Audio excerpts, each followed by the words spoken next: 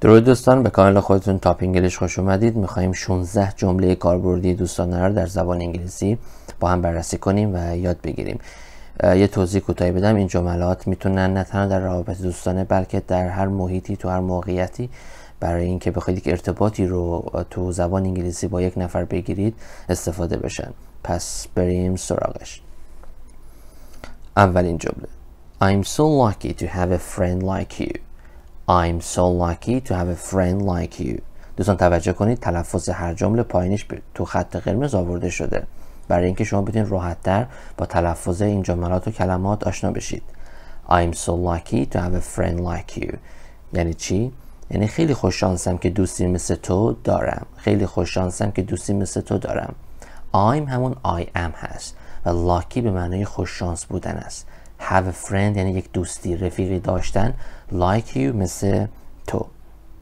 جمله دوم: I appreciate you more than you know. I appreciate you more than you know یعنی چی؟ یعنی بیشتر از اون چیزی که فکرش رو بکنی یا بیشتر از اون چیزی که بدونی من قدردانت هستم. Appreciate یعنی قدردانی کردن، ممنون بودن از کسی. I appreciate you یعنی من قدردانتم، من ازت ممنونم. More than بیشتر از اون چیزی. More than یعنی بیشتر از. بیشتر از چی؟ You know بیشتر از اون چیزی که تو بدونی. اوکی. جمله سوم: You always have my back and I really appreciate it.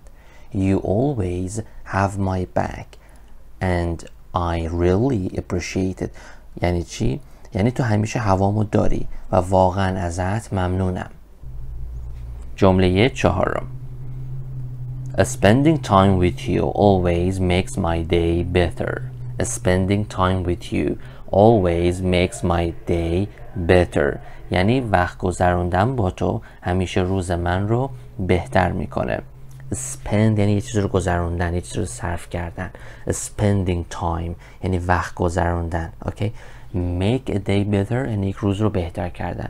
Makes a day better یا makes my day better یعنی روز من رو بهتر میکنه. یه بار دیگه: Spending time with you always makes my day better. وقت گذروندن با تو همیشه روز من رو بهتر میکنه. جمله پنجم: No matter what happens I'll always be here for you. No matter what happens I'll always be here for you یعنی چی؟ یعنی مهم نیست چی بشه، من همیشه کنارتم. No matter یعنی مهم نیست. بعد از no matter دوستان کلمات WH دار میتونه بیاد که اینجا whatه ولی میتونه how باشه، why باشه و بقیه. No matter what happens مهم نیست چه اتفاقی بیفته. happen هم یعنی اتفاق افتادن. I will always be here for you من همیشه اینجا برای تو خواهم بود. اوکی دوستان. جمله ششم: If you ever need anything just let me know. If you ever need anything just let me know یعنی اگر هر زمانی چیزی نیاز داشتی فقط بهم بگو. If you ever need anything اگر چیزی نیاز داشتی just let me know فقط منو مطلع کن. Let someone know کسی رو مطلع کردن. Let me know یعنی من رو مطلع کن. جمله هفتم: You got this I believe in you. You got this I believe in you دوستان got گذشته get هستا. معنیش میشه تو از پسش برمیای، بهت ایمان دارم. تو از پسش برمیای. You got this تو از پسش برمیای. دوستان با همین به نوعی هفتمین جمله در اصل ما دو تا جمله داریم یاد میگیریم. You got this یعنی از پسش برمیای. I believe in you یعنی بهت ایمان دارم. Believe in someone به کسی باور، اعتماد یا ایمان داشتن. جمله بعدی: Everything will work out fine. Just stay positive. Everything will work out fine. Just stay positive یعنی همه چیز راست و ریست میشه. اوکی. مثبت فکر کن یا مثبت اندیش باش یا مثبت بمون. Work out fine یعنی وقتی یه چیزی work out fine میشه یعنی دیگه اوکی میشه، جور میشه. Positive موندن یعنی positive فکر کردن، مثبت فکر کردن. جمله بعدی: You're one of the kindest people I know. You're one of the kindest people I know تو یکی از مهربون ترین افرادی هستی که من میشناسم. دوستان kind یعنی مهربان. The kindest مهربان ترین صفت عالی هست. The kindest مهربان ترین. You're one of the kindest people I know. یکی از مهربان ترین مردمان یا آدم هایی هستی. I know من میشناسم. جمله بعدی. I admire your strengths and positivity. I admire your strengths and positivity. یعنی من به نوعی اون قدرت و مثبت اندیشی تو رو یعنی به نوعی تحسین میکنم. من تحسین میکنم قدرت و نگرش مثبتت رو. Admire یعنی تحسین کردن چیزی یا کسی. Strengths یعنی قدرت. Positivity دوستان ما قبلا گفتیم stay positive یعنی مثبت اندیشی کردن، اما positivity اسمه یعنی مثبت اندیشی یعنی نگرش مثبت. I admire your strengths and positivity. من تحسین میکنم قدرت و نگرش مثبتت رو. جمله بعدی. You always know how to make me laugh. You always know how to make me laugh. اوکی؟ یعنی چی؟ یعنی تو همیشه میدونی چطور من رو بخندونی. تو همیشه میدونی که چطور من رو بخندونی. Laugh یعنی خندیدن. Make me laugh یعنی من رو خندوندن. یعنی یه کاری کنی من بخندم. Make someone's laugh. یه کاری کنی یه نفر بخنده.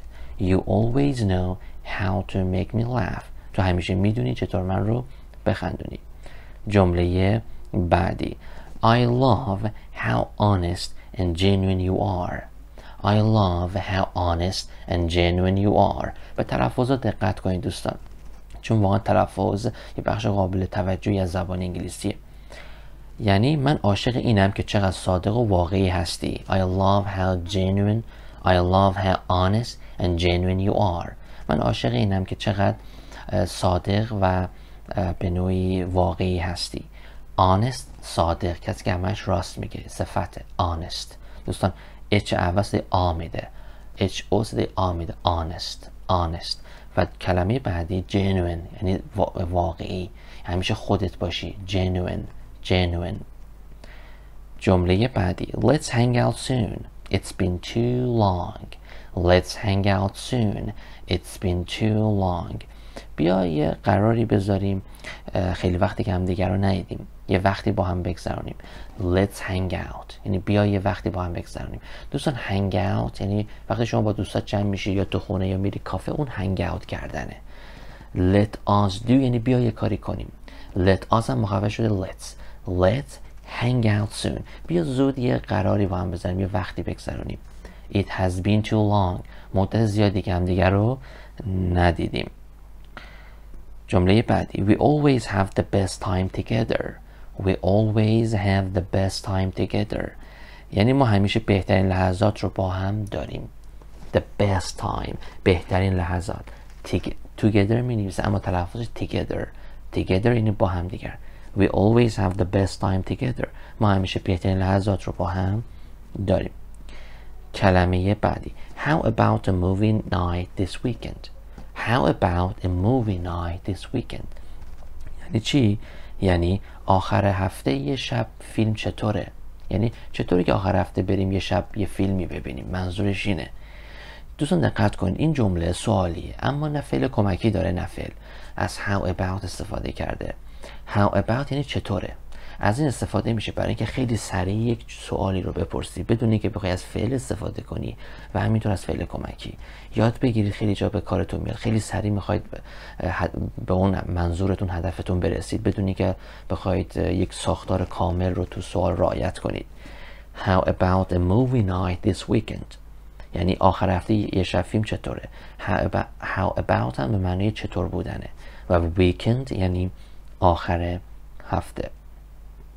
جمله بعدی. Let's catch up over coffee sometime. Let's catch up over coffee sometime. یعنی چی؟ یعنی بیایم یه وقتی با هم بذاریم و یه قهوه بخوریم و گپی بزنیم. اوکی؟ دوستان گفتیم let's مخفف let us. catch up میتونه تا حدودی شبیه hang out باشه، یعنی یه وقتی گذروندن. میتونه تقریبا مترادف باشه. وقتی شما با دوستت کچاپ میکنی، همدیگه رو میبینید، بیرونی میرید یا خونت دعوت میکنی، اون یعنی کچاپ. Let's catch up یعنی بیا یه وقتی بگذرونیم. حالا چیکار کنیم؟ Over coffee sometime یعنی تو اون وقتی که میذاریم یه قهوه هم بخوریم. خب دوستان به پایان این 16 جمله کاربردی در زبان انگلیسی رسیدیم. اگر دوست داشتید لایک، کامنت انگلیسی یادتون نره. اگه تا الان سابسکرایب نکردید حتما سابسکرایب کنید، اون زنگوله رو فعال کنید و برای دوستان آشنایان در گروه ها شیر کنید تا افراد بیشتری به این فایل های آموزشی دسترسی داشته باشن. تا یه آموزش جذاب دیگه، بدرود دوستان.